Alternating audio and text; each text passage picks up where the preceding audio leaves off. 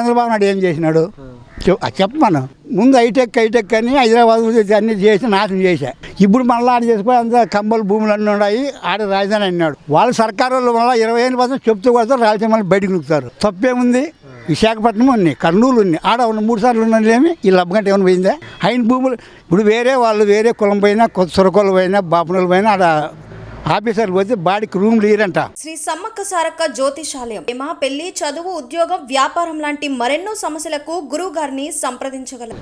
కమ్మోడంటే 10,000 చేసేది 5,000కి ఇప్పిస్తారంట బాడీకి. వేరే కులాలకు పోతే లేవంటారంట. ఇదంతా ఈ ప్రాపర్టీ ఎంత బయట పెడతారండి. చంద్రబాబు నాయుడు రుణమాఫీ అయినా మా అందరికి పేపర్లు ఇచ్చినాడు, కంతులు కడతాను. ఇప్పుడు ఎవరిని పోయి అడగాలి మేము? అవి 50,000 రూపాయలు చేసినాడు, 1,80,000 చేయలే. జగన్ చెప్పినవన్నీ చేసినాడు. 45,000కి ఇచ్చినాడు, ఆటో వాళ్ళకి ఇచ్చినాడు, మంగళోళ్ళకి ఇచ్చినాడు, సాకులోళ్ళకి ఇచ్చినాడు, అందరికీ ఇచ్చినాడు. మేము లేదు ఇంక లేదని ఎట్లా చెప్పాలో నువ్వే చెప్పు.